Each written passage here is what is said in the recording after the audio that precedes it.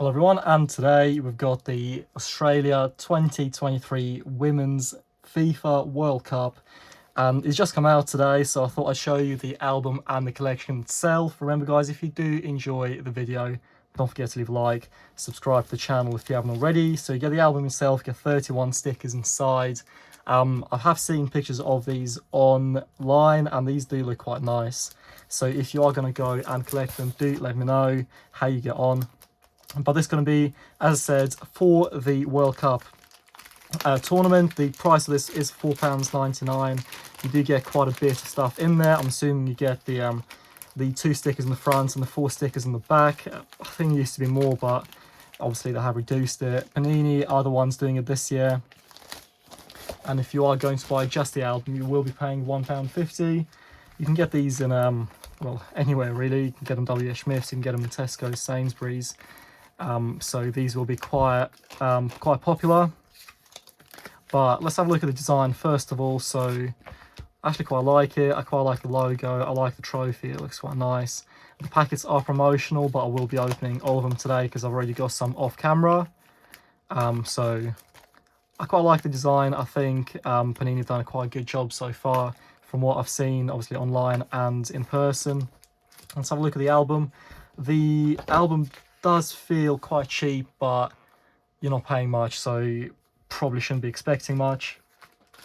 We've got the Gianni Infantino, of course, a very controversial person in the world of football.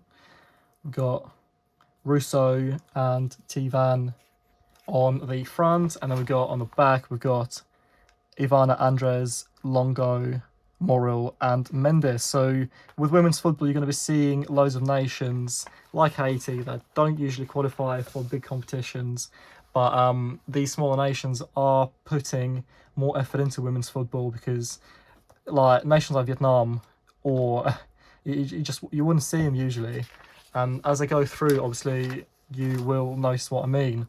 So these are the host cities across Australia and New Zealand, so it's going to be like the Australasia region. Going to be quite popular across there. Obviously the weather's going to be quite humid and hot, but we'll see how they get on.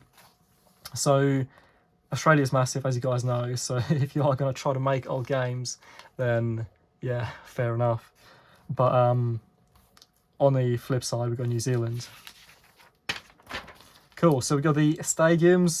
They've done stadiums as pictures, not actual stickers in there, which is quite interesting because maybe they could have well, the collection is quite big, but maybe they could have added them a little bit more, like they do like the shiny stickers or something like that. So we got opening match and the final match. Opening match being New Zealand, and the closing match being, I think, the biggest stadium in Australia at 83,500 capacity, just slightly lower than Wembley, which is absolutely mental. The stadiums are quite small. It's like the Adelaide is only holding 18k. There's one in the capital, Wellington, which is the second biggest in New Zealand, which is 39k, I think. Yeah, so 48, 39, and then it goes down all the way to 18k, which is crazy. I quite like the Melbourne ground. Looks quite nice. And I haven't been to Australia, but it is on my bucket list. It's just the from England. It is a trek and a half, and it takes about 24 hours to get there by plane. And I think you have to stop off in either Thailand or Vietnam on the way there. So first up, we've got New Zealand, of course, the hosting nation. They've got, I was about to say they've got Sam Kerr, but they haven't. Australia have got Sam Kerr. So we've got the, I'm assuming the badge. We got all the names on there. So quite easy to spread them out. And you've got a little QR code. Nickname Football Ferns, Confederation, OFC.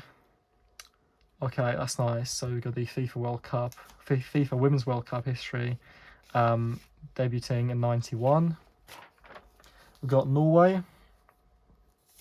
I won't be knowing too many players unless they play in the Premiership or they're English. So don't expect too much from me on that side of things. We've got the Philippines. Again, another nation that you don't hear much about outside of the FIFA Women's World Cup. And we got Switzerland. So that's quite cool. We got Australia, the of course Group B, the second hosting nation, alongside Ireland, Nigeria, and Canada. So those four nations you are expecting to see usually in the Men's World Cup as well. But you can see the standings right there. We've got Nigeria. And for Group B, finally, we've got Canada. Moving up to Group C, again, a little bit more random nations. We've got Spain, of course, but then we've got Costa Rica. And crazily enough, the next team is actually going to be Zambia, which I don't think has ever featured in a Men's World Cup. But of course, they've got a chance to see their team play in the Women's World Cup. They actually topped their table with 7 points in the same group as Cameroon, Tunisia, and Togo. Is Togo? I think it is. That's where Debayor's from. You got Japan. Oh, I quite like the way they've done it there.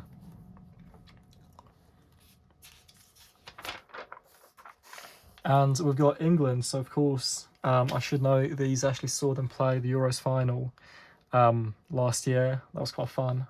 Can't believe it's almost been a year since that happened, but of course England topped their league with Austria going straight after. We've got Haiti, another team that doesn't feature much in World Cup.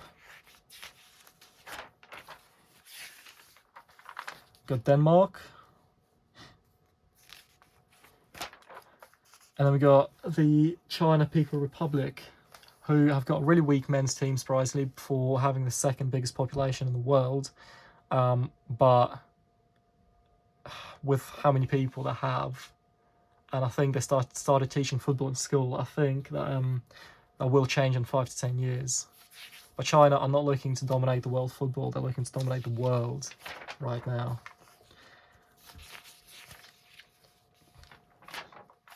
We got the Beyond Greatness. You can actually get the Panini sticker app as well, which gives you a chance to win hardback albums, which is quite cool.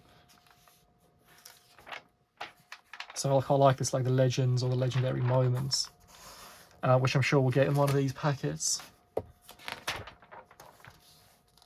We've got USA, who are one of the favourites. They've got an amazing team. We've got Megan Rapinoe.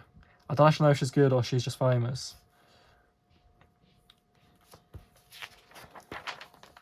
We've got Vietnam. It's another Asian nation that is featured in the Women's World Cup. We've got Netherlands, who again are quite good, I think. Yeah, they top their table with Iceland following close second. We've got Portugal. France. This is actually quite an interesting group because of course we've got France, and again they've got a super team of women's and men's football. We've got Jamaica, which is amazing because again they don't feature much in men's football. We've got Brazil, who are one of the favourites. They did play against England in the, I think it was the Club Cup, which I also went to see a couple of months ago. That was good. And we've got Panama, who again, I believe these are South American. Don't quote me on that. But it's amazing because look at the Panama group. We've got Panama, we've got Salvador, we've got Belize, we've got Barbados, and we've got something like that. I'm usually quite good at flags, but not today. We've got Sweden, Group G. Quite a strong group. We've got Sweden, we've got South Africa. We've got Italy. And we've got Argentina. And then coming towards the end of the collection, we've got Group H with Germany, Morocco, Colombia, and finally we've got South Korea. So that's all the groups done. Let's see what we got in the end. Okay, so we got the teams and when they're playing. That's nice. Round 16 match, yeah, final. Cool, cool, cool. So yeah, you can get the virtual album, and you can win, I believe, a hardback album. We got the Road 2, and then we got 4 stickers in the end, which is quite nice. So now let's open up the stickers and see what the stickers are saying. I hope they are nice quality because, well, because I'll be collecting this. Get you a free digital pack, so I'll be keeping that. We've got Frank Kirby first up. So what we got? We got the name, we got date of birth, we got the position. Some green, I'm assuming, is saying green, orange, red, and purple for goalkeeper. That's usually Panini's numbers. We've got Manum, Bierenstein, Minami, and Chance, Olivia Chance.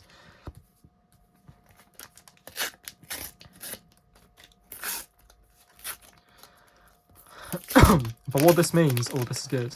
Why I like this collection so much is because of these smaller nations, like, less well-known nations in the world of football, like Haiti, like Panama, like, well, I was about to say China's People's Republic is a small nation, but it's not. Like China, it gives you a chance to collect your team. If you are from these countries, it gives you a chance to collect something, you know. Even if you're not going for the full collection, you can always just go for the team that you support for your own home country.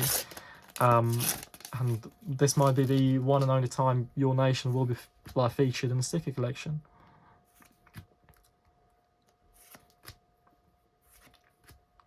Got Venegas. And finally, we got the China badge. I think it's got the same badge exactly for men's and women's. We've got Unumunu, Ebi, Rebello, and Benavides in there. So yes, guys, this is going to be it for this video. I hope you did enjoy. It's quite a nice collection to complete. I will be completing the whole thing, and I will be doing a full binder update when I have. But for now, this is going to be it. Thank you so much for watching. See you in the next one, and goodbye.